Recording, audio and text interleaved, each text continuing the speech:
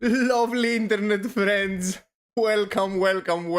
Once again, what is it? Episode 139 of Whale's Tales, also known as Shitcoin Talk for the old school guys. Before we had guests and we were afraid that we would offend them in a way by inviting them to a shitcoin talk. But aren't we like JPEG shitcoining lately, especially us in the Solana network?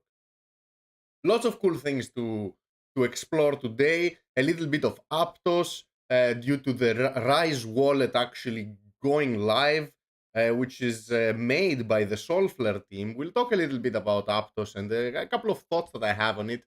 Uh, Certainly, we're gonna look around the Rise wallet, and then I'm gonna drop some alpha that I think I have on some NFTs on Aptos that you might be able to interact through Rise Wallet and get a little bit of exposure to them. Maybe, and this is me pulling things out of thin air. Maybe get a whitelist if you're actually on DevNet playing around with some of those dApps. Big thanks to the Rise community, to Taki Soul for actually bugging me with so much information and being such a great community lead over there. I'm not sure what his position is, but he's doing a really awesome job by feeding information and really creating some cool vibes and hype on Discord. We'll explore those NFT projects on Aptos, like Aptos monkeys, Brewbears, what is it, Regal cats. I tweeted all of them. Aptos alpacas, Aptos alpha alpacas. Uh, like we'll talk about those things. Definitely look at the wallet as well. Need to disclose that I didn't mint, bought off secondary before rarities were actually published. Let's say I got some pretty rare sharks. Uh, I'll tell you my thoughts behind the the buying, and I'll also tell you some pros and some cons that I'm seeing while browsing Twitter and going through the Sharkyfi dApp. Pretty cool stuff though. Pretty cool stuff, especially for those JPEG shitcoiners out there. I'm I'm also gonna visit the Grey Protocol Discord, where we're gonna have the second NFT pitch to sweep, which means that five communities have been actually invited to talk about their projects and their NFT collections. With the potential, the treasury, the Grape Treasury, deploying $10,000 to actually buy floor NFTs to enrich the Grape Treasury, which in a way enriches grape holders, since everybody is in charge of that huge treasury that holds about $1 million, and also help the NFT projects create some awareness, create some traction, and create some kind of connection between the two communities. I think it's an awesome initiative by Dean Machine. He's been championing it, putting forward all the votes, and actually approaching communities to bring to Grape. Some are responding, some are not, and this shows the quality of the community. In my opinion, my humble opinion, if you are invited to pitch for a treasury sweep and you have a low floor, uh, I mean you are missing a huge opportunity to get some good funds. What else? So we're gonna have to do these things. These things are gonna take quite a lot of time. So we need talk about Sharks, talk about Rise Wallet, talk about Aptos NFTs, and in general a little bit of my bearish kind of perspective on all these things. Despite multiple times saying that the best no thinking strategy to have during a bear period is to just collect L1s, especially new L1s. But I'll tell you my bare cynical thoughts. That might not be the best way to interpret things, but yeah, this is me, and I do me, you do you, and we're all happy. And you don't take financial advice from people on the internet. Lastly, and most importantly, which we're gonna start from, is lovely friends. We're in a bear market. Don't forget that. Don't fall on bull traps, into bull traps. The one we saw last week, the one we're seeing at the moment. Like Bitcoin is above 20K.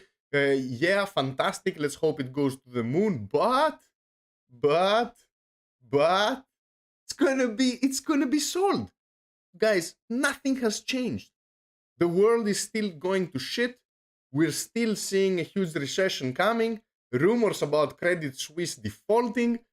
I mean, like, lots of wild shit is happening. COVID, nuclear war threat. I mean, lovely friends, there is no way a speculative asset, your exposure to tail risk, can actually be a good opportunity at the moment. Like, come on, zoom out, think about it. Nothing has changed. Nothing has changed. So please, don't get shaken out. Don't expose yourself to insane risks. Don't believe single narratives that go against the trend. Don't expect your amazing treasure shitcoin that is a hidden gem, an unpolished third gem that is going to go to the moon while the world is going to shit. And speculative assets are being dropped from portfolios, and nobody wants to hear your tail risk exposure ideas. So please, don't get shaken out. Don't play with leverage. Don't short Solana. Don't long Solana. Don't short Bitcoin. Don't long Bitcoin. Don't do anything. Just stay on the sidelines and eat popcorn. And of course, I'm not a day trader. I don't do well on these kind of things. I can't sleep well. I just refresh my phone in the middle of the night, and I tend to close positions before I win and keep positions open after I lose. So, nah, don't listen to me. Is there anything else we are forgetting? Yes, for those that are new to the channel, lovely friends, I'm a Bitcoiner. Lots of my viewers are Bitcoiners, so we play with altcoins to actually increase our Bitcoin holdings. I mean, is this a good strategy in 2022? Sure, yeah, because we have a lot of Solana as well. Because we have a lot of Ethereum, because we have a lot of USDC. So my positions are number one asset in my portfolio in terms of percentage is Bitcoin. Second is USDC and a little bit of Tether. Fortunately, never held any of the rugged stablecoins. Third asset is Solana. Fourth is Ethereum. Fifth is Cosmos. And then we get two shitcoins that we don't need to mention because everybody has its favorite shitcoin and you don't need to justify it. I see lovely friends on the chat. I see Aki Samano. I see Reno Mike finally on stream. And get better, dude. You have COVID, from what I read. You should be in bed and not think about markets. I'm also getting slightly sick, lovely friends. I'll do my best so you don't really understand it. I have a little bit of a weird voice. My throat is a little bit scratchy, and one of my nostrils is blocked. But yeah, whatever. I see Nanko here. I see Avid Learner, of course. Fuck yeah, Avid Learner, man. Not just learner, an avid learner. Hopefully, I'll meet you in Breakpoint. Tomponka, the meme machine, the meme master lord in every community out there, especially the grape one. He's the beginning of every good meme. And of course, he says that Bitcoin never again below 20k. Fuck my life, man. Tomponka had to cash out in order to buy military gear to be ready for defense against Russia. Fuck my life. That's not normal life, bro. That's not normal. How can we have shitcoins pumping? At the same time, the JPEG narrative in Solana and several other chains, but especially in Solana, is going strong. Is going really strong. We see Anatoly and Raj actually using a critter kitten to as a profile pic, validating the project, giving them the big Solana thumb of approval that means nothing because Anatoly using a JPEG should really mean nothing. But in the world of crypto, these kind of little things mean a lot, especially in a bear market that doesn't have a lot of news. And may I remind you, the stage 3 of the bear market is the one that there's no news. There is nothing. There is no excitement, no narrative. Nobody talks about crypto. And not sure if we're in that yet. Hopefully, we're gonna get into it soon because it is the longest one in terms of duration. But yeah, there's still some mini narratives popping left and right. I mean, Utes is still at 140 Solana tubes, despite a month later. For sure, reveal on September, right, friends? Sharks were sold out. Lots of collections are actually pumping before the art being revealed. Pretty crazy. And then you have you have the art being revealed, and then the collection goes up. That's completely crazy. Like it's by the rumor, sell the news. You should sell the collection the moment, like a second before it's revealed, because it's gonna dump. That's what logic says. But reality is doing something different these days. So yeah, your logic, the narrative, and reality, they don't really always meet. So yeah, be careful. Drinking some Coca-Cola and trying to stay away from the beers. The beers actually make me not being able to stop the stream, man. I always stream like 2.5 hours.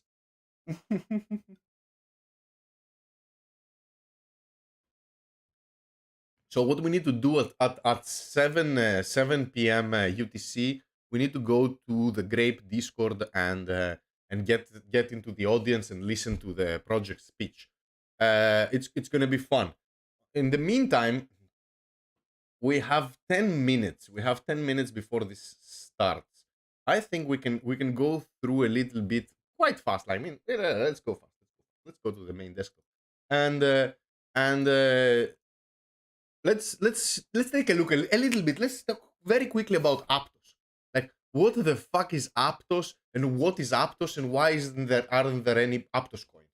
So Aptos is a new layer 1 blockchain.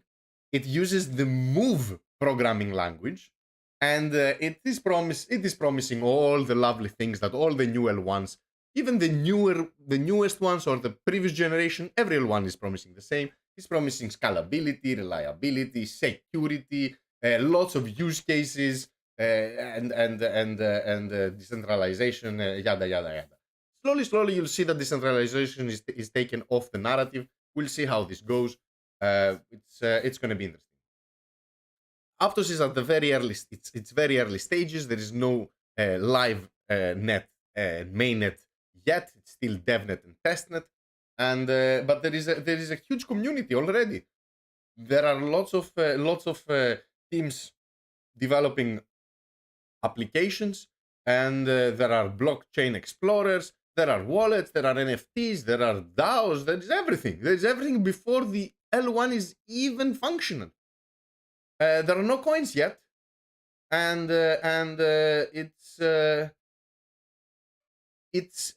most of its team is actually engineers and developers from an abandoned Web3 project that Facebook had once upon a time.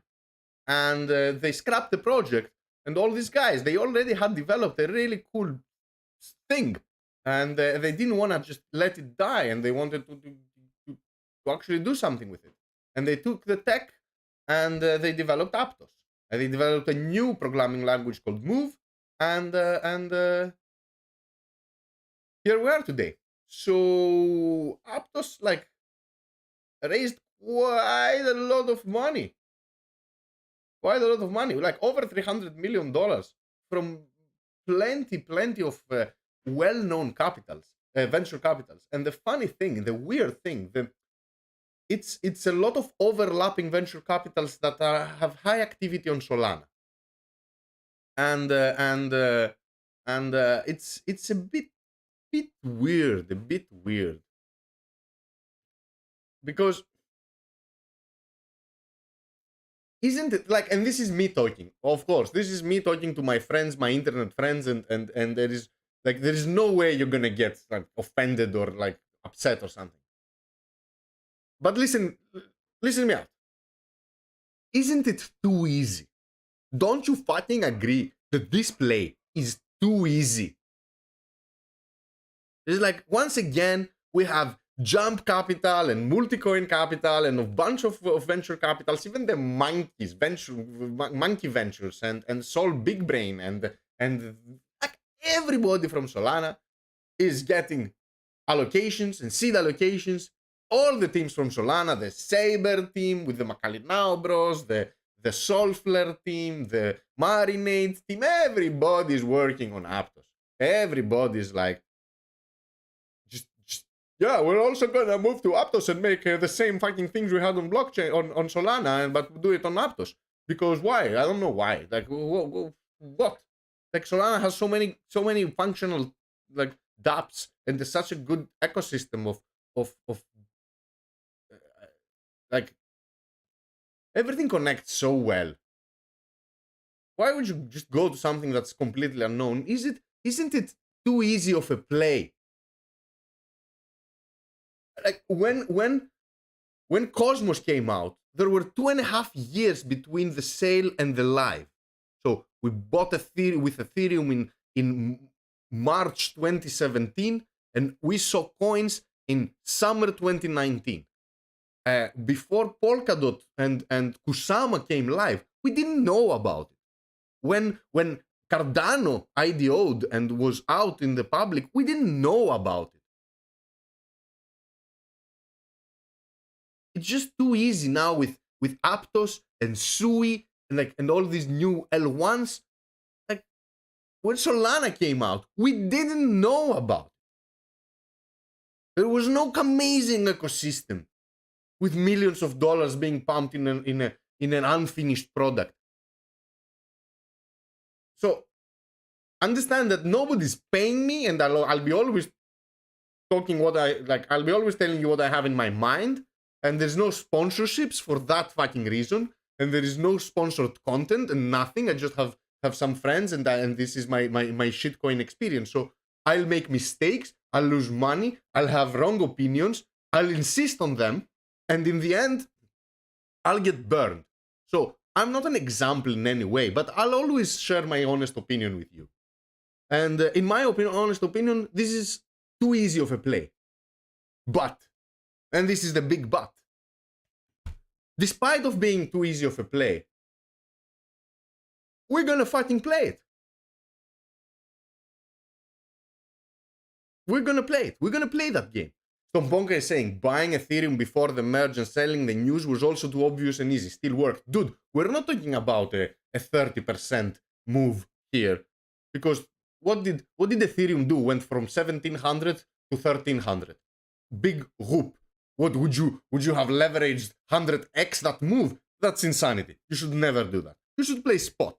And if you bought spot Solana when Whale's Tales came online February 2nd, 2021, and you bought Solana at $5, that's a good X.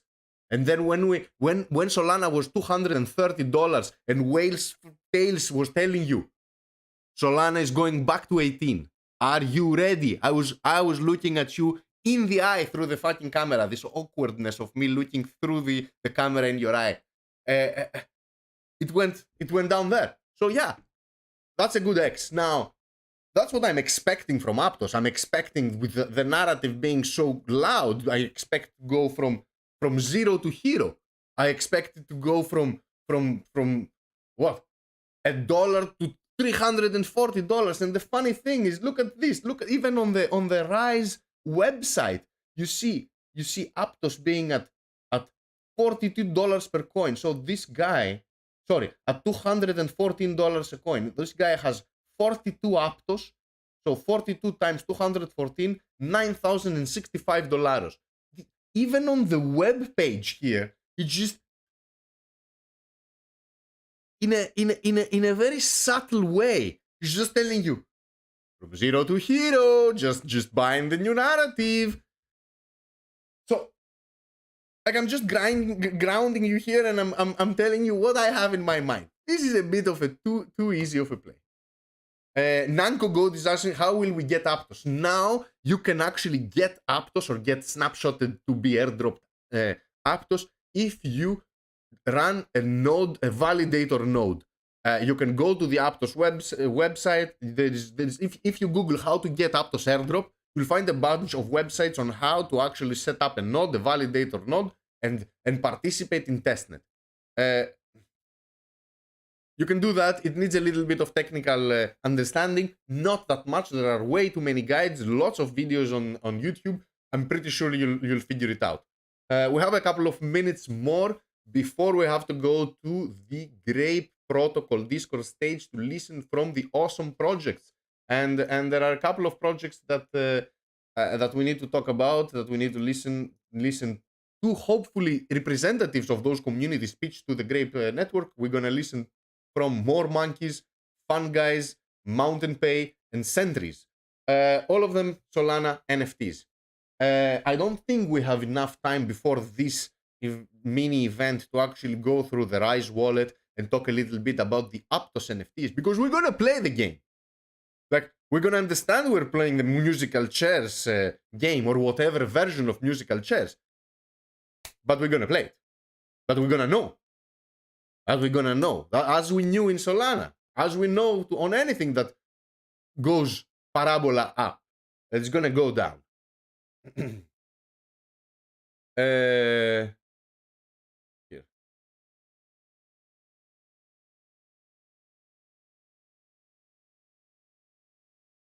But spray and pray on L1s, lovely friends. That's a good strategy if you think you're gonna survive the bear, if you think you're gonna be here for another bull, if you actually agree with the opinion that the bull market, just like the bear market, is a matter of when, not a matter of if.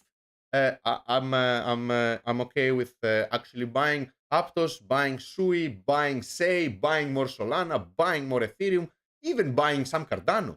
You know, even buying some Cardano. There is a case to be made for Dogecoins and dog coins in general, from Shiba Inu, for the canary in the coal mine, for the coin that pumps before the pump. There is a case. There are money to be made. That's not going to be money that I will make. I don't have the guts to play with dog coins that Vitalik can take behind the barn and shoot them in the fucking face and bury them under the ground, just like he did in the early days of last year's pump. 1.5 years ago, maybe. We were streaming. We were live. So let's go to have they started? They've started. Let's get on the Grape stage. See you there. Oh yeah, lovely friends. Let me do that because we have no sound.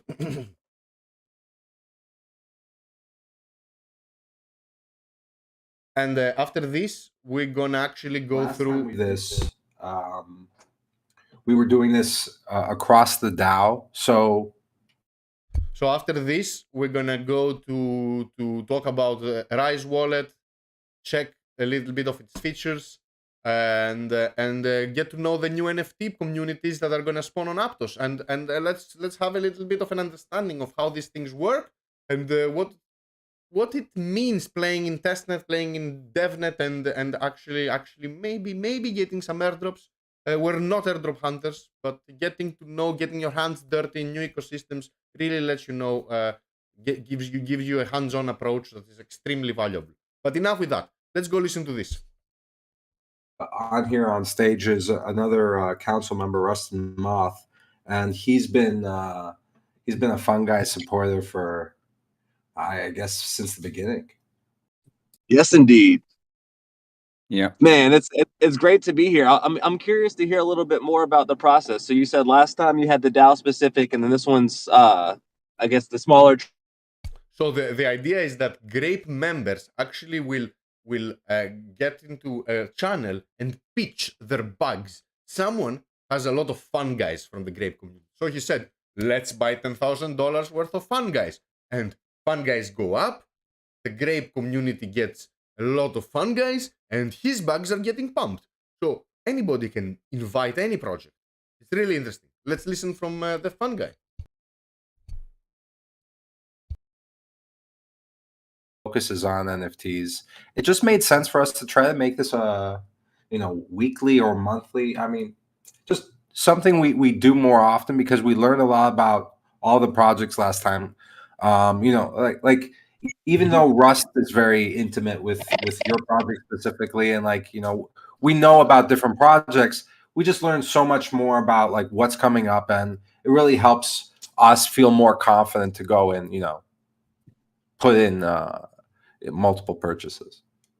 Absolutely. I think it's cool too because like given this platform and this opportunity, we've got a project that we've been around for about 6 months, and then I see other projects that are relatively newer. So it's a broad spectrum of who's able to come up. But I'm excited just to hear about the other projects as well. And thank you again for this opportunity to be here. Yeah, everybody, you know, we're just starting up.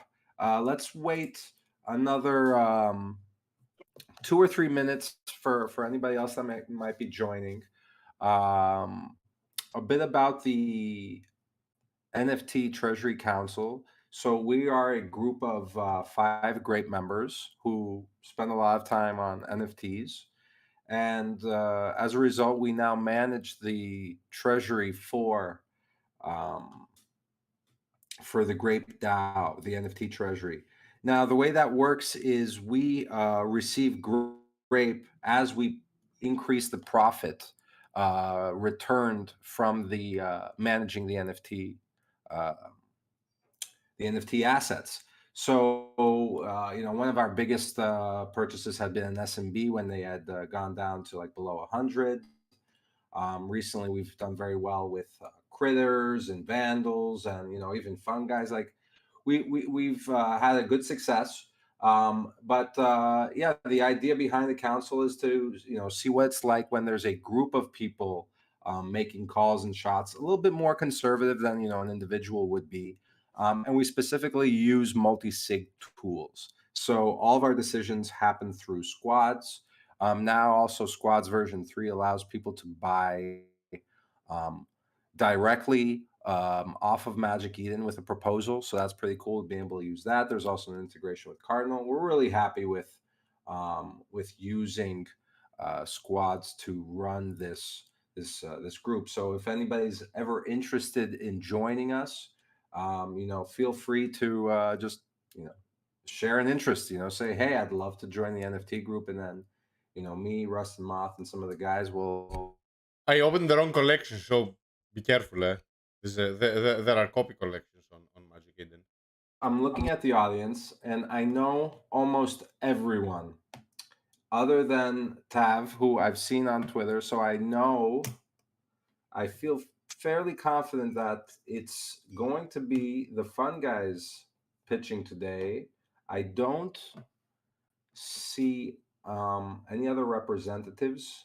So let's begin with you, Anki, if that's cool. You know, I hope the timing's also good for you on your drive. Is this a good moment for you to start talking? Give me one moment. I'm actually checking out my daughter as we speak. So give me about one more minute and I will be ready. You got it, brother.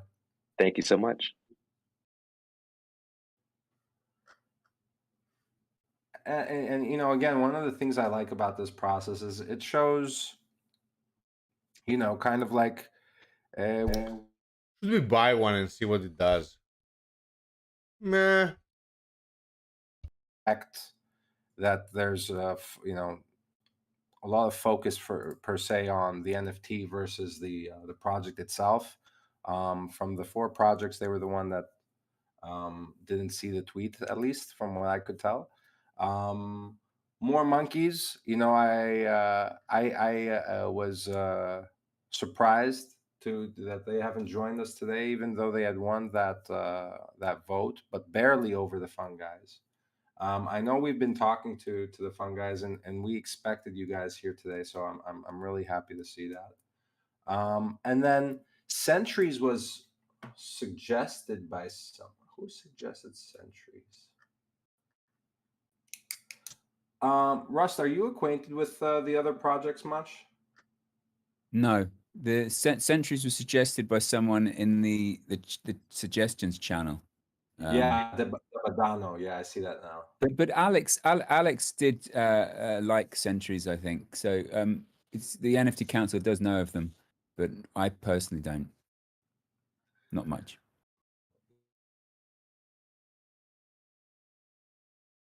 Like, we need to really understand what is the difference between FunGuyz 3D, with what is the one that is required for staking, and all these things. It's really, really important. Like, if we don't get those, we can't proceed. And from what I see, there's not gonna be a lot of representatives, so the sweep is gonna be pretty straightforward, and we can then go to the Rise wallet and to the Aptos NFTs, and maybe talk a little bit about the Sharks and some other little things that happened. Uh, but yeah, let's go back to the pitch. Hopefully, it's gonna start soon. A wife and 3 kids, they come first. I devote a lot of time to this, and I'm blessed to be able to have the opportunity now to devote my full attention to NFTs. But this is a perfect example of that. I never miss a family dinner, any of that stuff. So before I dive in, I just want people to know that I'm in my mid-30s. I've got a structured family. I have a past experience running other businesses outside of my profession. So I take everything that I do here seriously, and I have a long-term vision in mind. So with that being said, FunGuyz got started almost a year ago, and we actually launched 6 months ago, but the early development started 6 months before that. From September all the way through March, I was spending every free moment drawing, designing, and dreaming up what FunGuyz can be. With that being said, since then, things have kind of evolved and morphed in different ways. We made certain pivots a few months back that are finally about to be unveiled, and I could not be more excited. One of the biggest things we've been teasing right now is our tax tool coming out. And a lot of people at first were kind of taken aback when we were really pitching the idea of what we were going to be doing over the summer. So far, we've been known for a lot of our partnerships with people like DGods, Tombstone, Famous Foxes. I'm now one of the official community builders with OK Bears. But we've done a lot of projects or worked with a lot of other projects, and we've been known for our avatar and our metaverse stuff. One of the things that the big pivot again is when we decided to start introducing utilities. And while it kind of shocked some people at first, really I owe this all to Prajwal, our project manager. He is by far the smartest person I've ever met in my life. And over the summer, he started having different ideas of utilities we could bring to the holders.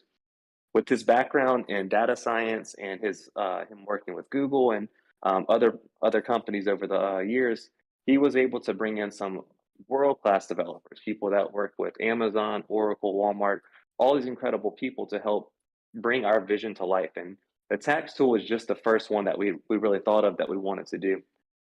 He had these ideas, and I gave him full control and full reign.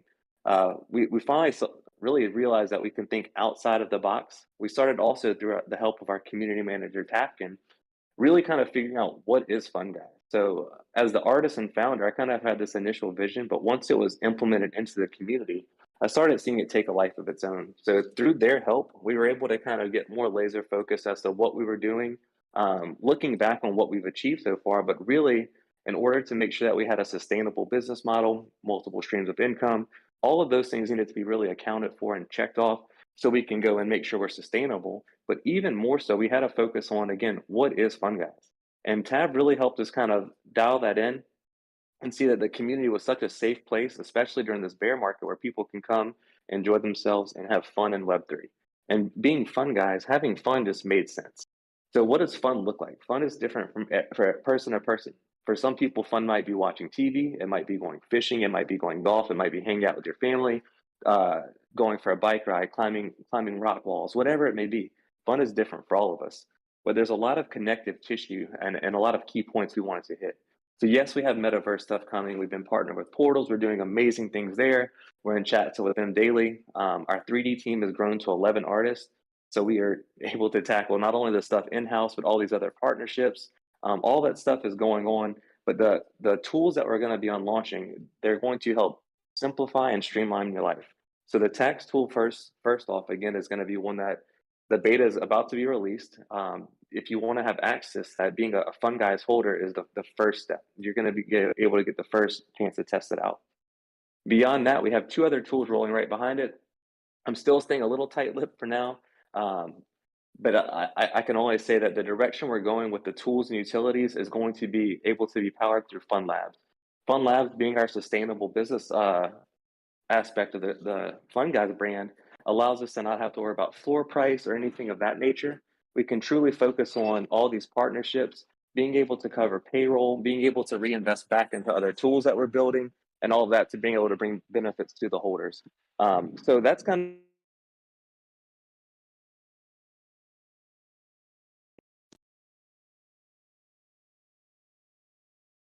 We lost you there. Looks like he has some issues talking. Interesting. Thank you. I just grabbed my daughter's hand. She was walking out, so I muted myself real quick to get her in the car.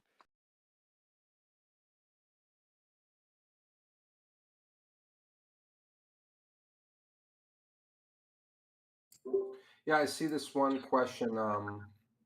Thanks for first thanks for sharing all of that, and I love the enthusiasm. I also love the fact that you shared some about your personal background. It's good to understand that. There was I think there's a few questions. If you don't mind, we can start going into a bit of a Q&A. Absolutely.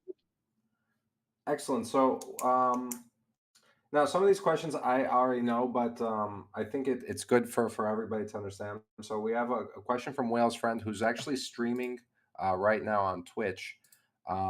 He's asked, what is the difference between the FunGuyz and the FunGuyz 3D? Yeah.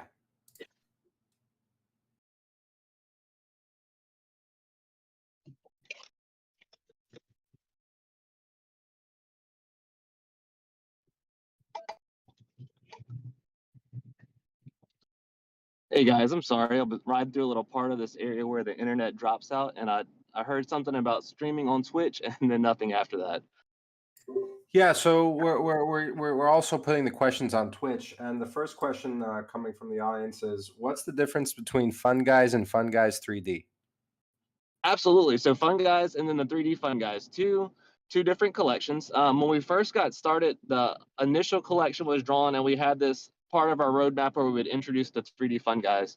The 3D FunGuyz PFP is much more than just that one image. We have a Funimator, a custom FunGuyz animator, and this kind of acts as your ticket to that tool. That tool, we've been building out 3 different versions of FunGuyz. So we have all of the initial collection, that gnome body style. We have a FunGuyz body style, and then we have another one that's kind of a more a human style. All these different traits have been created. They're in the process of being optimized and rigged, and then the script is being written to where if you have one of those PFPs, if you love that character and that's what you want it to look like, beautiful. It will load up and you'll have it ready. However, if you want to go try other different variants or find something that kind of suits your mood, you will also have access to that. In addition, with the 3D FunGuyz, that is going to be the ticket in the door to being able to utilize the tax tool. Our OG FunGuyz, the separate collection, we just airdropped a ton of elixirs over the summer. We've been teasing out a lot of the different transformations in our sneak peek section, so I definitely invite you to go check that out. And then also some of the other tools and utilities that are on the verge of coming out will be linked to the OG collection. So we have it kind of balanced out in that way with different utilities tied to the different ones. But really, that's kind of what breaks it down in a nutshell. And I'm sorry, I thought I heard you say a tax tool?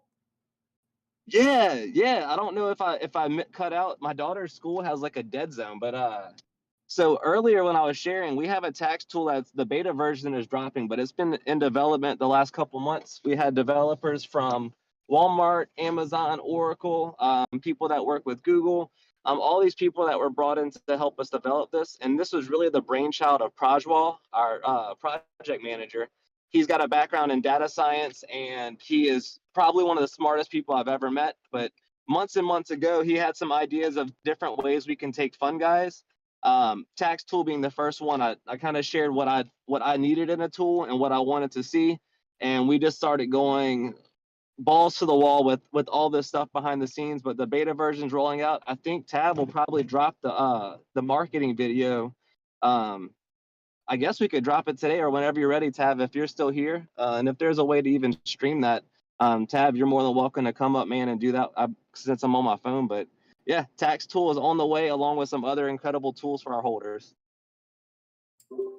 Yeah, Tav, feel free to share the link in live chat. We can't stream on this stage, on this kind of stage, but definitely want to learn more about that. And I know that there's also the FunDAO, but I assume that today there is no voting. What's the plan around FunDAO? Is it to kind of stick to kind of like a Discord alpha kind of channel thing, or do you eventually imagine that you'll have on-chain voting and a treasury and revenue that are controlled by different NFT holders? Absolutely. So the latter, 100%. Thus, ever since day one, everything with our royalties, 50% goes directly to the DAO.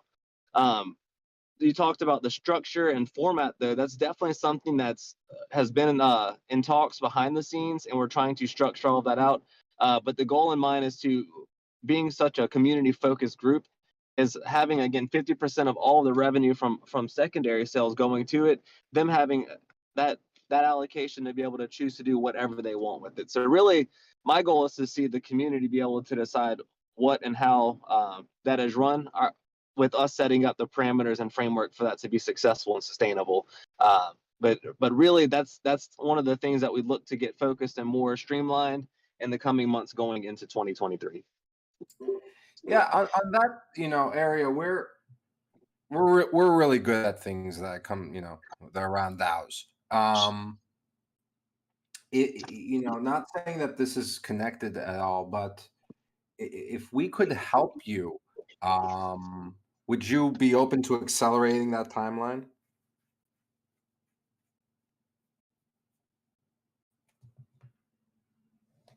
I would be arms wide open, no questions asked. That's great to hear because we, as I said, we have the expertise, and that's the kind of attitude. Those are the kind of projects we want to we want to be building with. Another thing I wanted to ask is around the DAO ethos. I love that you're thinking about value. You're thinking about the tools that you can build to give more value, and you've got this tax tool.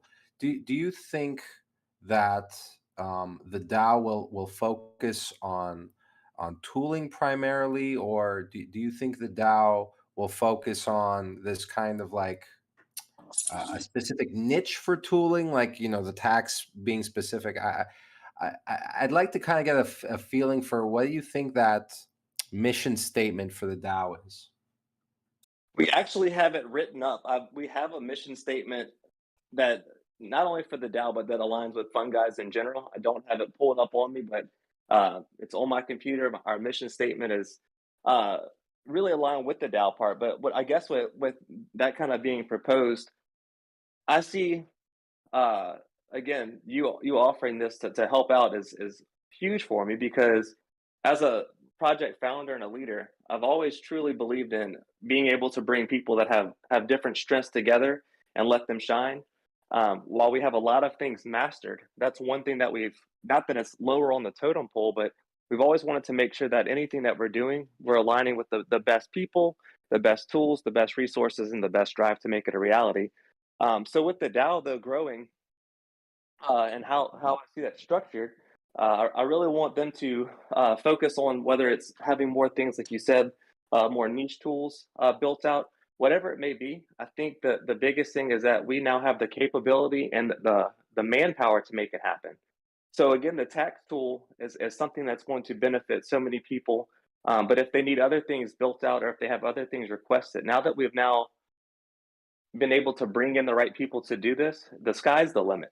So I think them being able to know wholeheartedly that not that whatever you want, you can have it, but whatever you want that makes sense collectively, that's going to benefit everyone collectively, that is worth the time, the resources, the effort collectively to do, that we can make that happen. And that as a founder, and then everyone on our core team, that we're all aligned with bringing that value and ensuring that value is there. And I think one of the biggest things that we have that's beneficial here is that with Fun Labs being established, again, we have 11 3D artists there now. We've been bombarded in the last couple months with so many different requests that we're having more interviews, for bringing more people onto the team to grow. But we're in a really good spot. we're earning enough revenue there to not only float the payroll for those 11 members, but the entire FunGuyz team as well. In addition to that, we have enough revenue where at first we discussed internally about rev share and what that would look like and the legalities, the framework, etc. And while we're not opposed to it, and Prajwal and Tav continue to bring up those discussions, one thing we realized in the immediate, the right now, how we could utilize the revenue coming into Fun Labs to better fit our community was through being able to develop these different tools and resources. So instead of sending out 0.1 or 0.5 or whatever the sole amount would be to each holder, it made way more sense to utilize those few tens of thousands of dollars to bring together the best developers to be able to do this, and to also establish a working relationship to where we can work with them in the future to build out other things. So I think whatever the DAO chooses to do is going to be interesting to see, but just the confidence that we have knowing that whatever it may be, we can help provide the manpower, the resources, and the tools needed to make it a reality. That makes my heart happy, and I'm just excited to see what that community overall wants to do with that. We have a follow-up question from Kirk. How is revenue currently generated, and are the royalties from? Is this primarily royalties from the secondary, or is this from new mints? Great question. So right now, all of the earnings that we made from our mint were all allocated to different things, including building out some of the stuff we have now, being able to do things like the staking and stuff, which we had done externally. We for our staking, etc., was Lucky Dog Studios. We had CyberFogs help build out some tools for us. We had some other things like that. So some of those resources were allocated that way. All of our secondary, though, that's coming in right now, so again, 50% goes directly to the DAO. So no matter what it is, our FunGuyz, or our 3D FunGuyz, 50% of all that secondary goes there. Our sustainability has been able to shift, though, where initially when we first got started and we were projecting our roadmap, all the sustainability for the long term was really looking at a few different factors. It was FunGuyz Mint, 3D FunGuyz Mint, Shroomstead's Mint. Everything has kind of shifted since then, though, because the Fun Labs division has taken off much more than I anticipated. Once that kind of shifted, it allowed us to change some of our plans and pivot. So right now, our main source of revenue is 100% Fun Labs. And we're able to lock in right now, especially the next few months out, we're mapping out which partnerships we're going to choose and which ones align with our schedule. So we'll have the next 3 to 6 months not only mapped out there, but with each of those partners and stuff, we'll know exactly how much money we can budget and allocate to everything else. So really, that's the main source of revenue. Secondary right now in this bear market, we definitely saw we went from hitting all-time highs to having a really big reversal there. And although the floor price right now is relatively low, I think the biggest benefit I have as a founder is knowing that Fun Labs is floating everything. We can continue to focus on simply this: building value to the holders where they feel comfortable, happy, and excited to be there, regardless of what anything else looks like. Because everyone that I feel that's chosen to join the community can truly see how much we're working day in and day out, how much we're growing and expanding through partnerships, friendships, etc. in this space. And anyone that can see logically what that means when you have someone that's that dedicated and driven and a team behind a core vision that's doing what we're doing, even if the current hype isn't there, that's a factor that can be developed. But the tenacity, the stickability, the drive, everything that we exude day in and day out, you can't fake that. You can't manufacture that. It has to be real. It has to be true, and you have to be dedicated to that. So I think the people that see what we're doing right now, it's no question that one day this is going to be a very, very, very worthy investment. In the interim right now, I see a lot of growth potential, and I'm so excited because everything that we've been doing the last few months now that Crazy, eh? He just said this is gonna be a very good investment. I don't like this kind of comments. Yeah, they join for the fun. Investment. That's a heavy word. what I need to do to grow as a founder, and I commit myself day in and day out to continuing to grow and get better. So how I'm doing that is aligning with other founders, other projects, other partnerships, seeing the things that they do well, and also being able to get feedback from some of the things they've struggled with. So I'm excited for the growth ahead, but again, for that question, Fund Labs is the main generating revenue stream right now, which allows us to bring all these tools and utilities back to the holders. I think in doing that, we're going to continue to see also that floor price skyrocket in the very near future. Now this question, I don't know if it's for Anki or maybe it's for you, Rust. You know, considering that, you know, Lovely friends, we will ape if Grape confirms they'll actually proceed with that $10,000 floor sweep. If they confirm that, we're the first people to know it. We're gonna definitely buy and sell it Grape. Right? That's arbitrage. Free money. Again, don't listen to people on the internet. Let's go back. Guys also have the other tools align with them, and that's going to be revealed very soon. So I think a mix of both, honestly. The percentage or allocation is really up to you, but I would personally suggest a mix.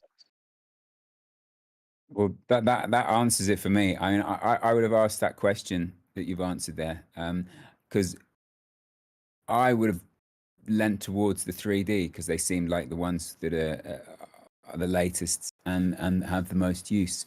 But if you're telling us there's things coming with the OGs, then that's good. I mean, I should disclose that, you know, I hold these FunGuyz, so I'm you know, already invested in this. but you're showing your bags. Yeah, no, that's the beauty of this small, you know, in the smaller sweep thing we're doing now. It's no longer like a pumping exercise like the 10K could have been. Yeah, I'm just kidding with you, dude. Yeah, but thank you very much for that, Anki. They're really slick presentation, and you're saying that you're not, you know, comfortable doing that kind of thing. You did a fantastic job. Thank you for coming and giving us your time, especially whilst you've got family things on. Thank you so much. Yeah, I'm shaking the whole time I'm doing this. Like, But I should just say that I Dean perhaps wouldn't say so much because I've learned that, you know, Grape is genuinely the most DAOy of DAOs in Solana and beyond, and that's really what we take most seriously, and they have great respect throughout a lot of the Solana ecosystem, and they've organized their Athens DAO. What I'm saying is, if you do want to go and develop into a more DAO, you know, to have the DAO thing, which you said you do, then I'm sure that there's people in Grape who can help with that, and it's something they're discussing already. The idea of helping an NFT project become more DAOy, and I think it's potentially a great thing to offer your holders, because everyone calls themselves a DAO, and no disrespect to them, but you know, it's really just a channel in a Discord. But if you genuinely offer you know, good voting and so forth, I think that's gives another reason to hold the NFT potentially. you know, I can't agree with that more, and I'm just so grateful for you to even present the opportunity to do that, because that. All right, now they are thanking each other. Fantastic. Cool stuff. Shame that the other projects didn't send anybody, didn't send a community member, a team member, a huge fan, a big holder, someone that has a bag. Kind of bearish for the rest. More bullish for the FunGuyz. Nice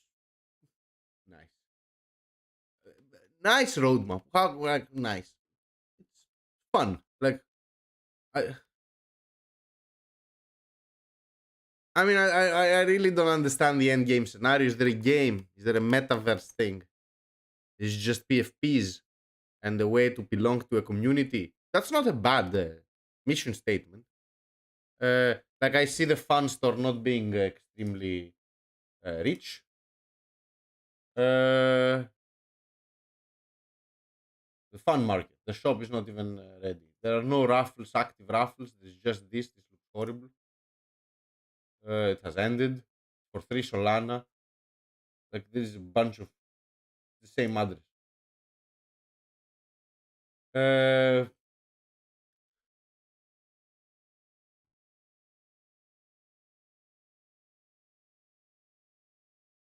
it's fun.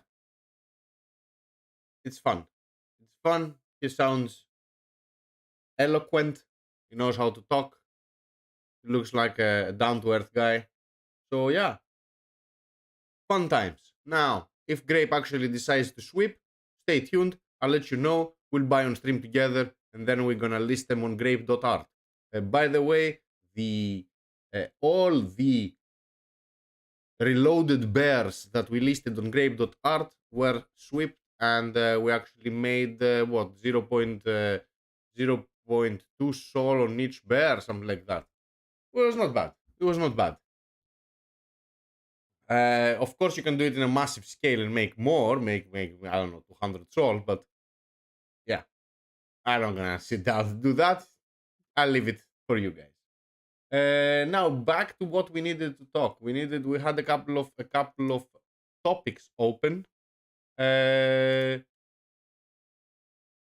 What did we have? We reminded everybody that we are still in bear and you should not fall into bull traps.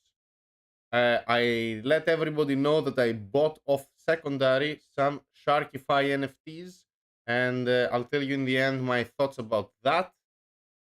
We said a couple of words about the upcoming launch of Aptos and the ecosystem it has spawned, and how ridiculously large it is, and it kind of smells as a way too easy, way too obvious play to actually make us huge multipliers. But you never know. We said we're gonna play the game, and since we're gonna play the game, we're gonna have to do it through a wallet. Now there are several wallets on Aptos, several wallets, and if you'll see Martian wallet. That's the classic wallet that has been dominating the extensions, the wallet extensions on Chrome for Aptos. But let's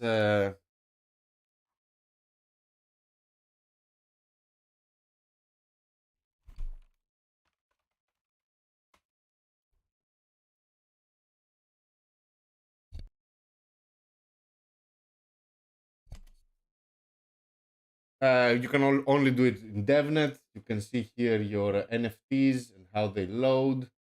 You can see here a little bit, like this is classic MetaMask style. You can see the interaction here with the token and the script. You'll notice that the addresses start with a 0x, so they look like an Ethereum address. And then here you can browse a library of applications, and then you have your settings. So this is the classic wallet for from the Martian wallet. So today, the lovely friends from Solflare wallet, the guys that all their applications smelled like Solana beach. The guys that actually brought us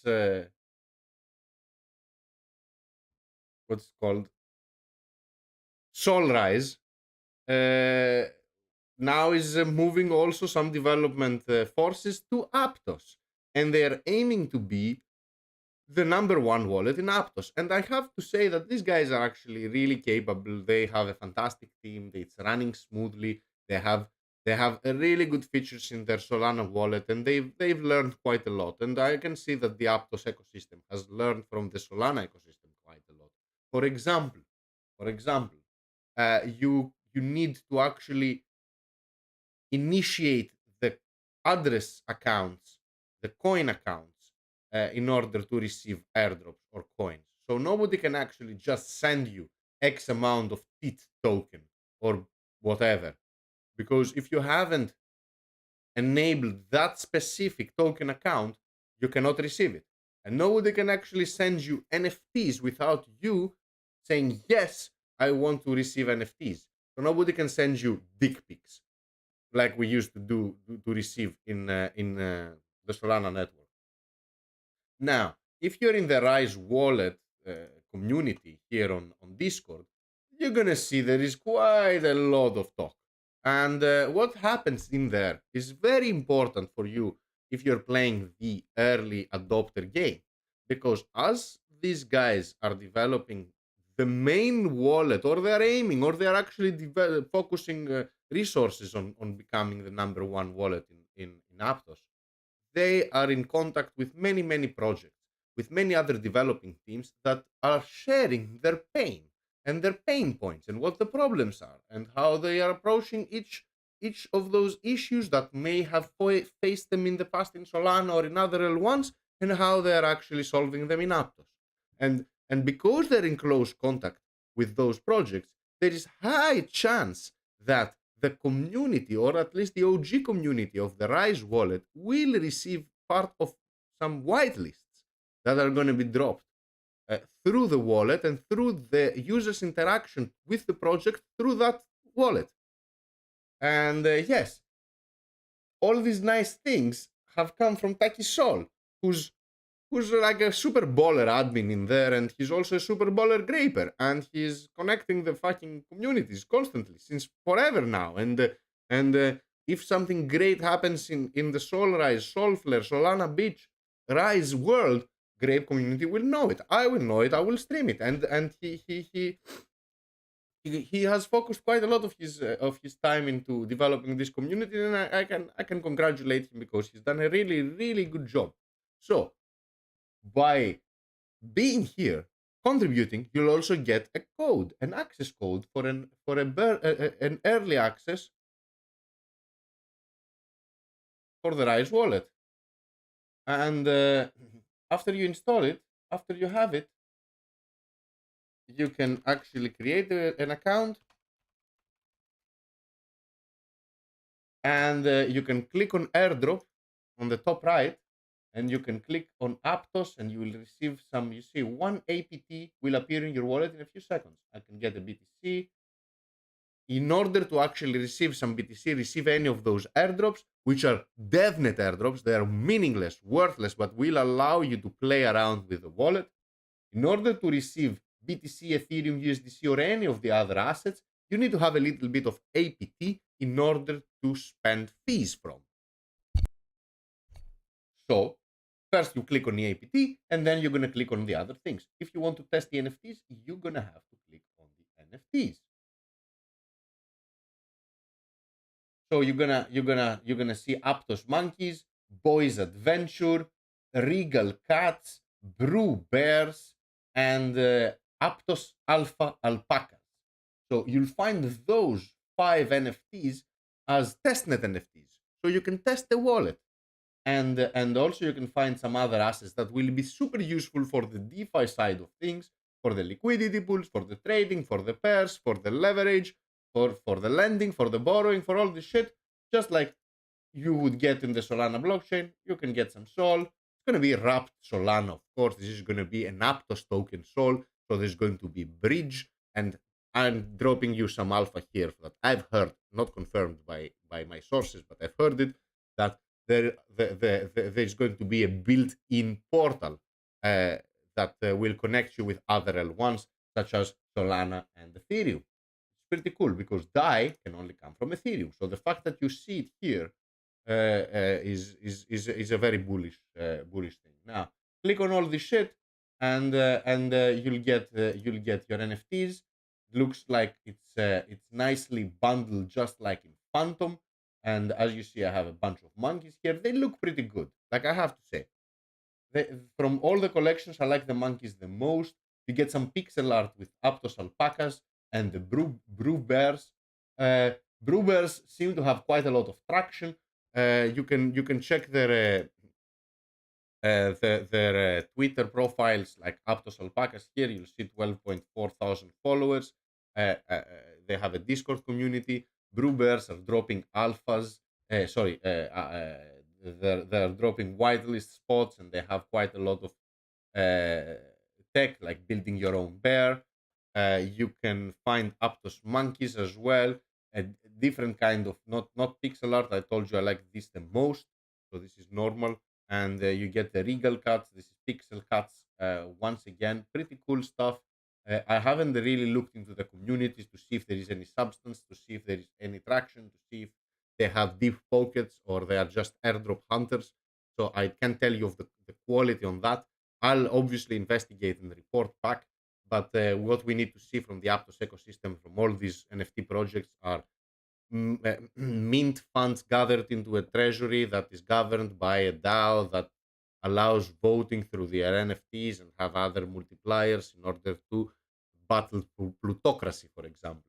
I expect to see lots of DAO calls and voting and sponsorships and partnerships and all the classic steps that a successful NFT project should take in order to remain relevant.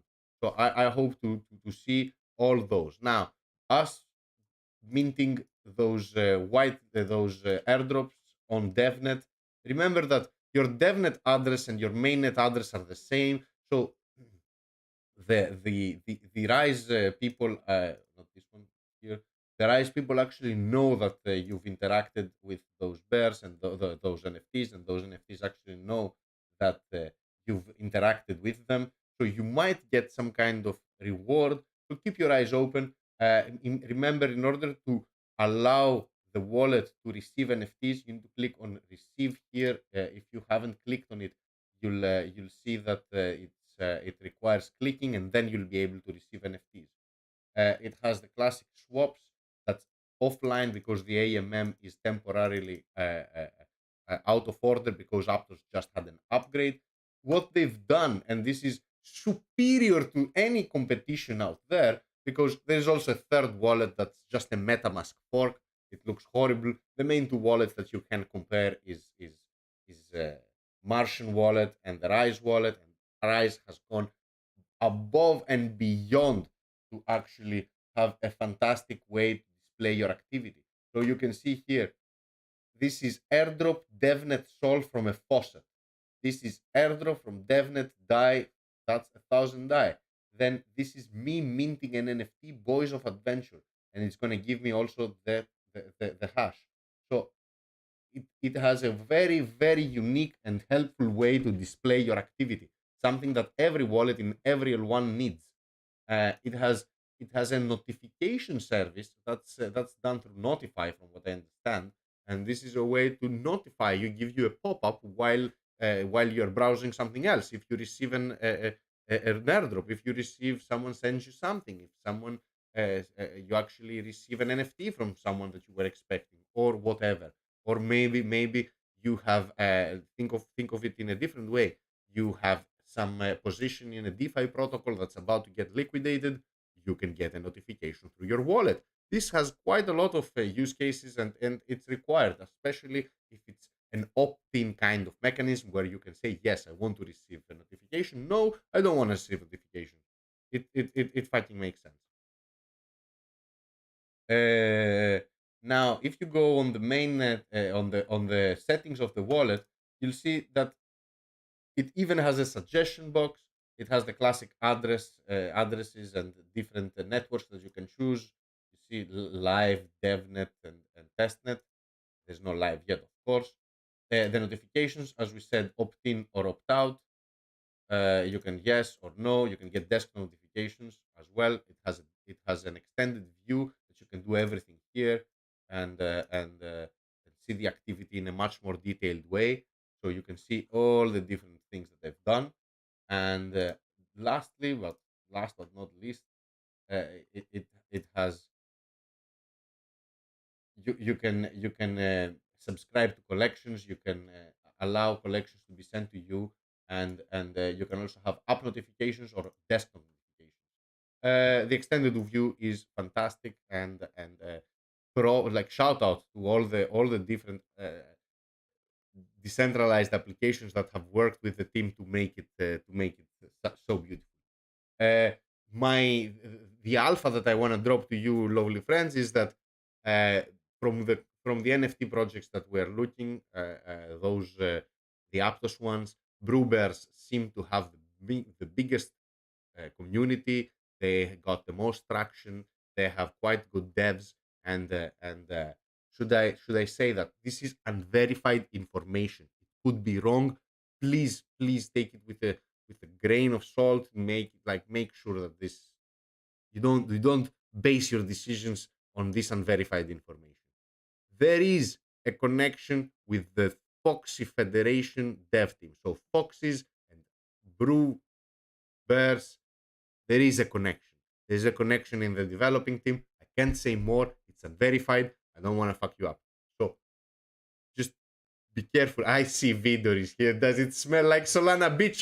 Dude, I already went through that. I said, it really does smell of Solana Beach quite a lot. And we get the scent of all the lovely friends from the Solana ecosystem. Thank you so much for tuning in, Vidor, man. Hope to see you in Breakpoint.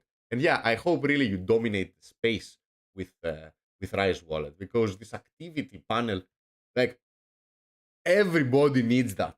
Everybody needs that. And guys, this is going to become so much more complicated and helpful just because it becomes more complicated. The moment you start interacting with DeFi projects, when you start receiving pool rewards and liquidity rewards, when you start getting notifications, the most important notifications for your, I don't know, borrowing pool getting close to liquidation, maybe you need to actually add collateral to some lending protocol, but all these are going to also be functional on your mobile phone, and you'll be getting, like, as you would get for your WhatsApp notification, you'll get a notification from the Rise application. So,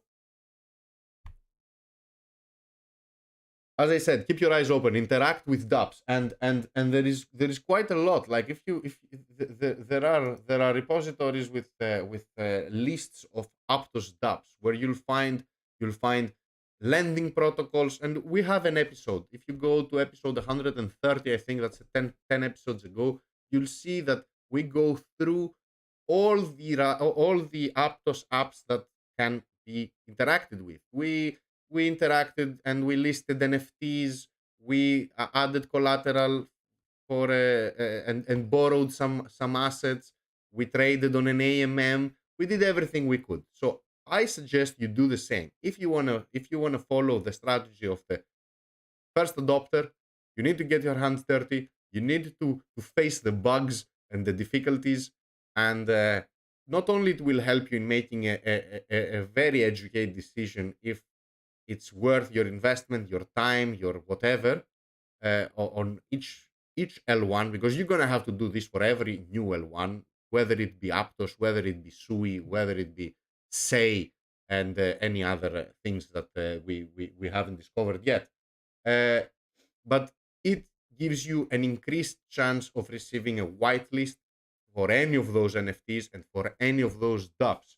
It actually gives you a chance to even get into a community and get some extra get some extra roles on a Discord. And I have to say, the Rise Discord is a working Discord, is a Discord that actually has a fantastic community and quite a lot of alpha. Get into the community, get as much out as you can, and just be very, very careful. Just because the Aptos play, just like the Sui play, seems slightly too easy. When everybody expects something, usually the opposite happens when it comes to markets and trading. Again, you do you, I do me, and hopefully we'll both win. And if not, you'll win and I will lose. So again, I will one more time. Alpaca, Aptos alpacas, Brew bears, Aptos monkeys, Regal cats, and I'm forgetting obviously the Boys Adventure. So yeah, these are the 5 NFTs that you can actually interact, play around.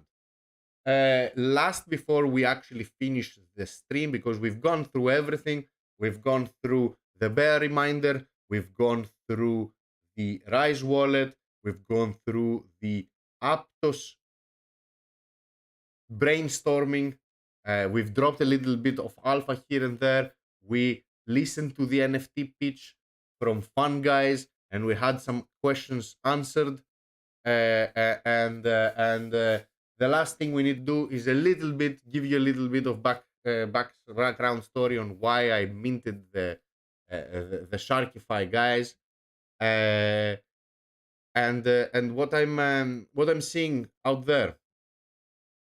First of all, Sharkyfi is a platform that allows for mega degen trading on NFTs, real JPEG shitcoining.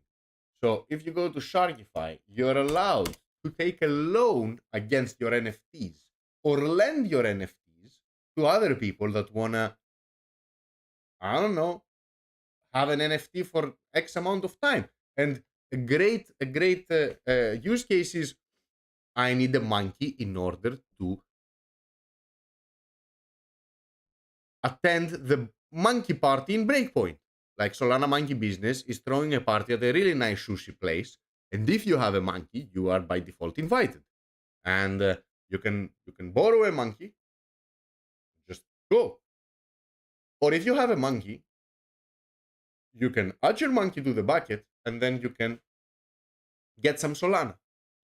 And these guys, these pretty awesome builders, actually launched a collection, an NFT collection, and they're saying a couple of things. They're saying that, first of all, the collection is 10,111 NFTs. They started at 2.9 Solana. That's the mint price, and it happened in Bitfrost. I heard it was a terrible experience, and did not expect it to be so bad. Oh shit! Avid Learner is actually right. Avid Learner backpack. I forgot. We need to talk about that as well. You can stake those NFTs to get fishy tokens, which, as always, will allow you. As always, I say as always because it's the same on every project. Will allow you to get fishy tokens to get access to pro trading and tools and analytics. It will allow you to participate in raffles and defaulted NFTs, because, as we said, someone takes a loan against the NFTs, the loan defaults, the platform keeps the NFT, the user keeps the funds, which means now the platform has a bucket of NFTs that can be auctioned out, raffled out, gifted out, sold out, whatever.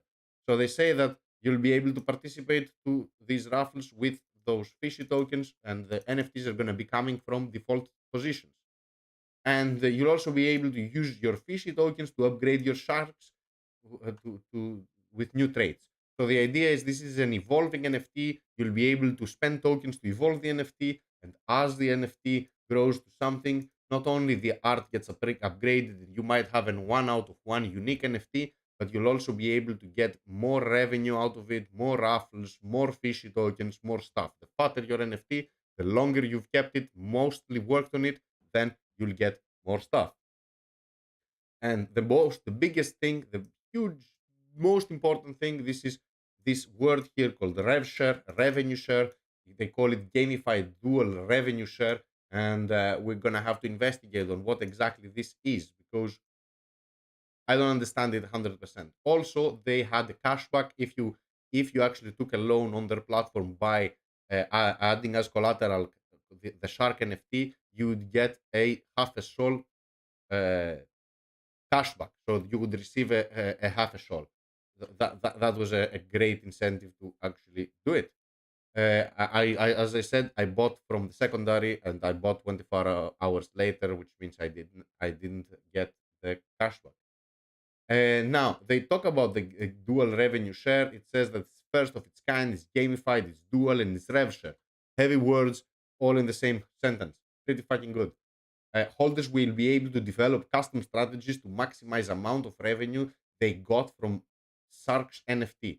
The percentage of platform fees and royalties will be funneled to the revenue pool to be shared with holders. So, from what I understand, and the way I would imagine it, is that they have different buckets for different fees.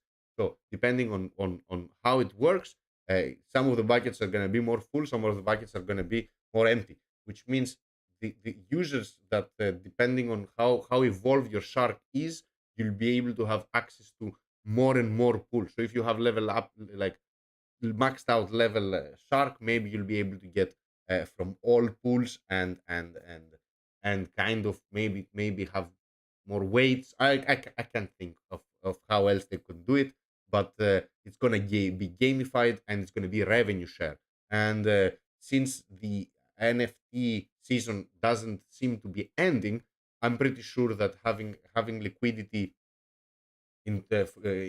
from these platforms in the NFT marketplace is going to be required. Uh, Shark allows you to do other things as well, like set a buying pool or a selling pool, and buy X amount of NFTs at X amount of price, and have this dynamic kind of selling and buying. But these guys are builders. These guys have actually delivered a service that is incredible and very required, and I think they are the only ones that have done it. Uh, uh, I see Nanko here being a super NFT degen, knowing every little detail for every little mint. Just shared with us that Sharks just announced something crazy, and looks like the roadmap for the next 30 days is insane, which might actually bring the floor even higher. The floor at the moment is higher, much higher than what it started. So go to Sharks.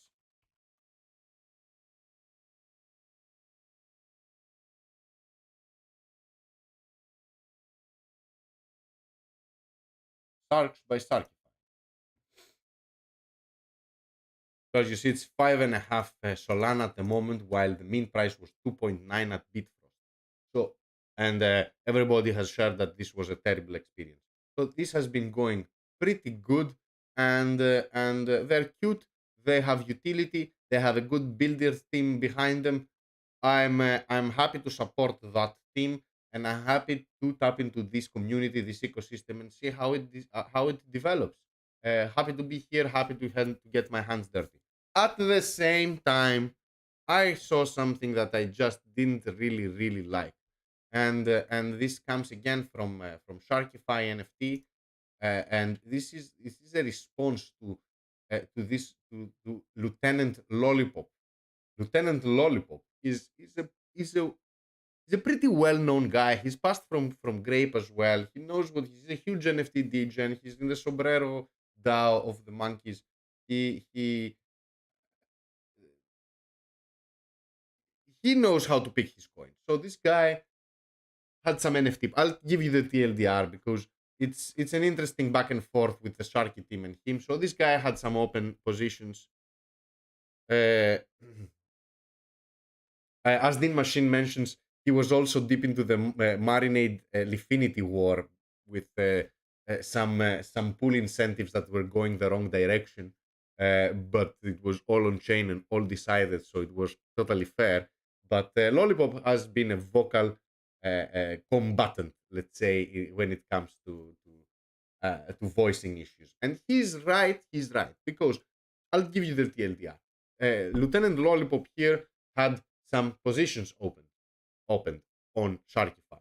At some point last week, Solana stopped working, which means the prices that were being fed into Sharkyfi were extremely low. Nothing was moving. So lots of people defaulted on their loans. So since Lollipop was actually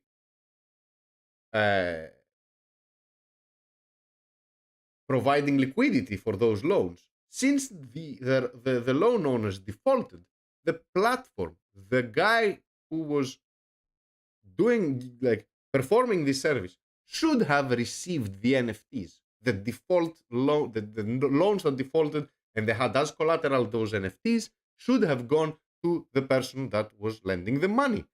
And Sharkyfi has no fees. It's all between the borrower and the lender. So Sharkyfi, the moment the outage happened and people started defaulting on loans because block height had stopped, because oracles were giving wrong prices since the network had halted, they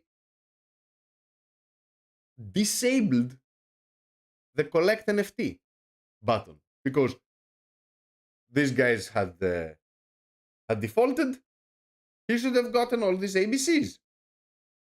but the buttons were grayed out. And the excuse of the Sharkyfi team, which I understand both sides. It's just interesting.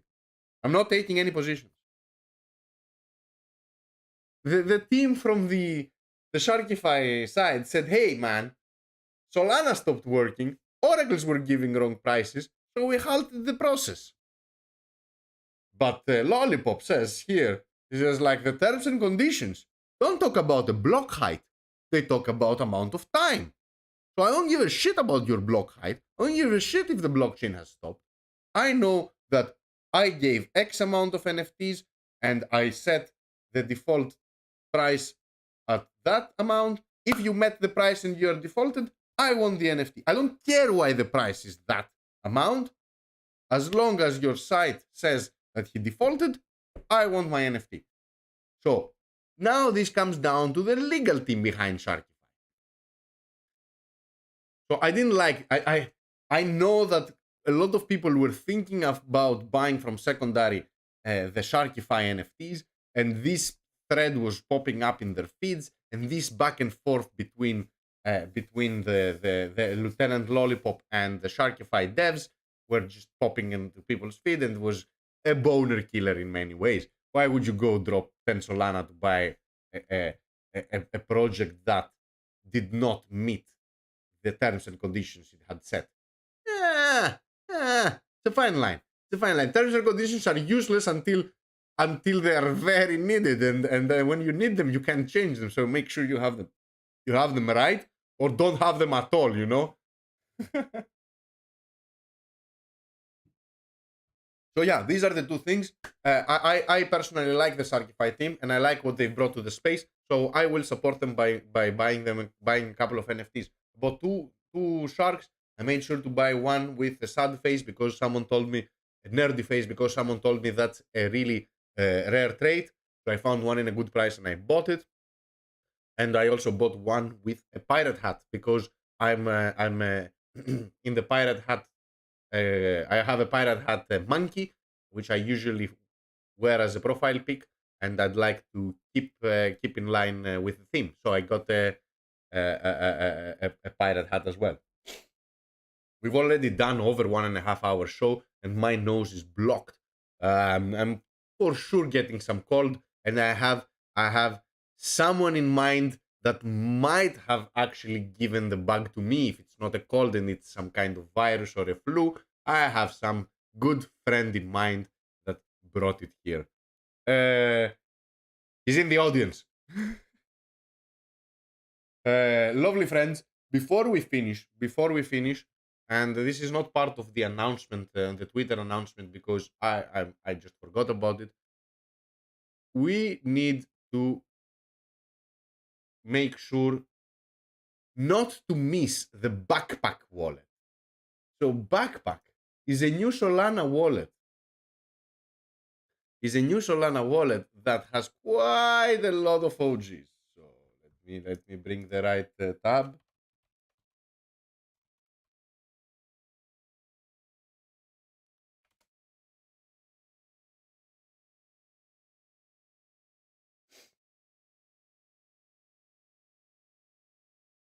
So, Backpack application, a new home for your NFTs. So this is a wallet focused on NFTs. Of course, it's going to have all the classic things, all the classic DeFi and AMM connections, but they will also connect with various marketplaces, and it will load fast, and it will show you the floors, and it will give you a floor value of your NFTs. It will have more stuff focused on NFTs. They're gonna have a wormhole installed into the wallet. It's gonna be an Ethereum and a Solana wallet, which means you'll be able to seamlessly transfer between the two blockchains. And they've actually raised quite a lot of money. They got 20 million from Jump Crypto and FTX Ventures and a bunch more. They have, as you see, Solana, Jump, Wormhole, Pyth, Serum, FTX, Multicoin, Anagram, and KS Global. All of them huge funds. and super liquid with a lot of them actually backing most of the startups on Solana. So these guys, they don't have the wallet live. You can download the application from here. You click on it, it downloads, you get it here. You click on it, it doesn't open. It gives you another screen. You go through an application for a code, an invitation code, and the link for their Discord. You actually get into the Discord here, Backpack Discord, and you'll see that there is again a very vibrant community, very vibrant. You'll see that Armani is here. You'll see that Anatoly is here. All the big guys, all the big guys are here, and I mean, if you have Anatoly and Armani, and I've seen Raj as well, it's it looks big. It looks big, but you can't enter the wallet. But they've gamified the experience of getting a code, and they've done a really fun thing. And I really want to show you what I've understood. Let me.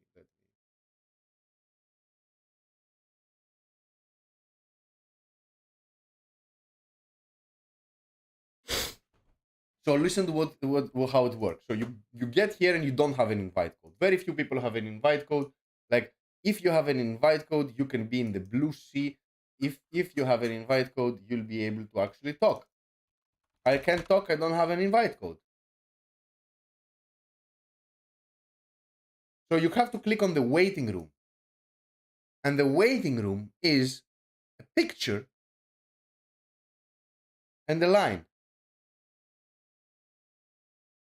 So what you need to do is guess the phrase that you would enter into this AI protocol that generates images. So what was the phrase that generated this image here? Is it waves crashing on rocks? Incorrect. Guess again.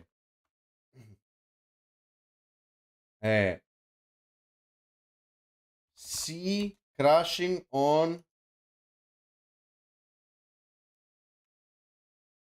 rocks.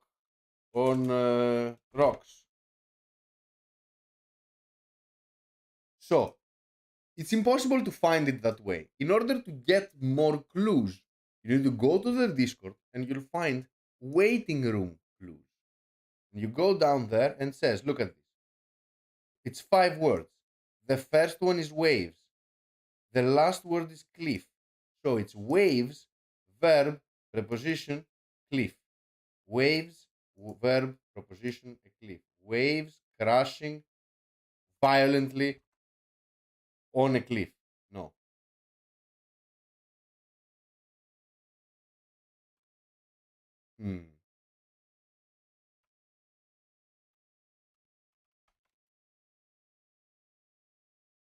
So waves crashing on a cliff. Waves. Let's see. Waves crashing on cliff. Smashing.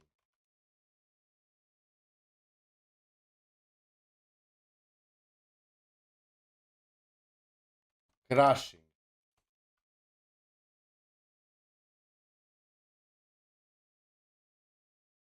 It's on the cliff. No, it's not on the cliff. It says on cliff. It says it here. A cliff. It says a cliff.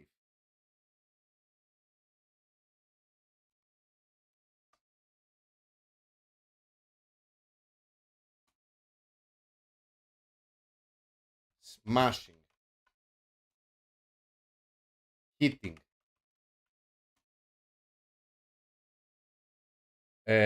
Bombarding.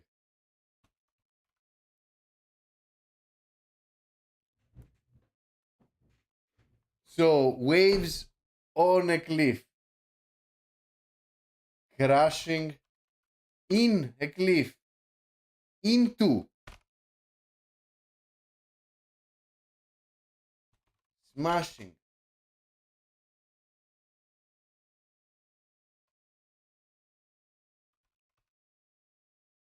Through, crashing,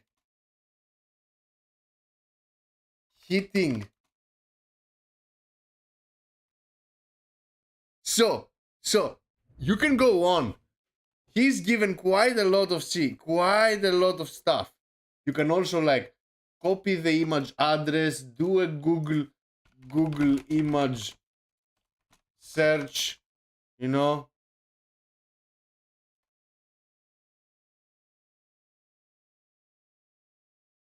Another thing that you'll notice is that if you go here and you inspect the page and you go to console, you'll see on the top right, you'll see a login ID with some gibberish numbers, and then it says if you invite a bunch of animals to hang out together as a party, you're bound to hear a lot of noises, especially some angry elephant sounds. And then it gives you a video with a timestamp starting at the 128th second. And then you get elephant sounds. Like it's just elephant sounds. So if you notice that angry elephant sounds is capitalized, so AES is an encryption method, and 128 is the bit rate of the encryption. So if you go AES encryption, you'll find a tool that says encryption and decryption of online tool, advanced encryption standard. So you can go here, add the text that you want to encode, and by the way, the code, every time the image changes, this is different. Every time this is different. So most probably this has something to do. But in order to decrypt this, you actually need so we said key size in bits, 128, taking it from the timestamp, 128 seconds. And here, that's the problem. We need the secret key used for the encryption. We don't have the secret key, which means we can't really decrypt it. We're missing something. So at the moment, they've given quite a lot of clues. So I wouldn't go down this path to break my mind, but I would go waves hitting through, into. I think it's going to be into.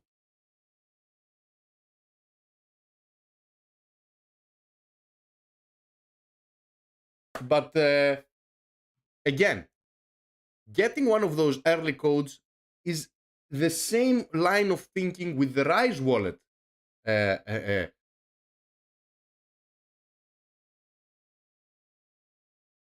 Rise wallet time spent, you know, where you're gonna interact with the wallet, you're gonna play with the dApps that you can through that wallet, and ultimately you're hoping you're gonna get some first mover advantage by getting some whitelists, getting some airdrops, getting some recognition for your power user abilities. So that's the idea. And we've already closing to the 2-hour mark. Once again, a huge stream. Let's go. Oh, someone found it. Someone found it on the stream. Did someone find it? What was it? What was it? What was it?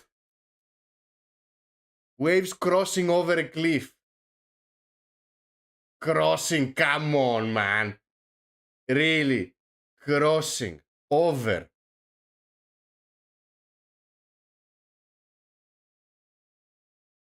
Whatever.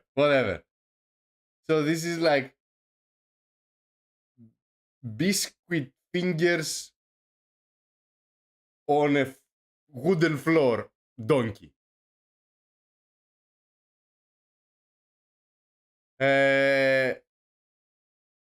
So yeah, I have not whitelisted. My friend here, Din Machine, is whitelisted. I know Jaris is whitelisted. Lots of great members are whitelisted. Whale's Tales has not. it looks like a really decent wallet. Let's see what it will bring into the game. I like competition in wallets. They bring features. They make it more secure. They actually can make our lives easier. Cookie fingers donkey on a wooden floor. Cookie fingers donkey on a wooden floor. And imagine is that. Come on. Guys, let's just go over the bullet points of today's show and let's call it a night. 2 hours. I'm super thankful for your time. You don't need to have me in your face for so long. So remember, it's bear, don't get shaken out. Watch from the sidelines, eat your popcorn, let everybody else burn, and you'll get out to collect when it's time. I bought Sharkyfi NFT. I like the team. I didn't like how they handled their terms and condition breach, but I still support the builders, and I got a couple of Sharkyfi on secondary. We spoke about Aptos, the thoughts, my personal thoughts, and what is the optimal plan. We spoke about the narrative, we spoke about the logic, and we spoke about expectations, and we spoke about reality. It doesn't always converge. We checked Rise Wallet, and we checked a little bit its settings, and we were introduced into 5 different NFT projects. Aptos Alpacas, Brew Bears, Aptos Monkeys, and Boys Story, Regal Cats, and what was the other one? I totally forget. Boys Tales. Boys Tales. I don't remember. Doesn't matter. Go back and see it. We checked the pitch, the NFT pitch from Grape. And we also listened to the main developer and project owner and founder from FunGuyz talk about his project and why Grape should deploy funds to sweep the floor. We spoke about and yeah, we also spoke about Backpack NFT and how to actually interact with the waiting room and how to get whitelisted, and we had a couple of tries. I think we had a full. I think we had a full episode. Lots of cool things, and lots of cool dApps to explore. Lots of new NFT projects to check, and lots of communities to join and assess their vibe. Untied Bear, I have been thinking about the idea you sent me on a DM. We should talk because I'm thinking about some things that have to do with exchanges that combine centralized and decentralized order books. But again, we should take this to a DM conversation. Lovely friends, beautiful people out there, internet friends. I couldn't have done it without you. I cherish you, respect you, and love you so much because honestly, you keep me on my toes, and I think we're a big family that it's been too long together for us not to win. Let's keep going. We'll win. Eventually, we will win. Be careful out there. Help your friends. Help your family. Smile around and hope for the best. Take care.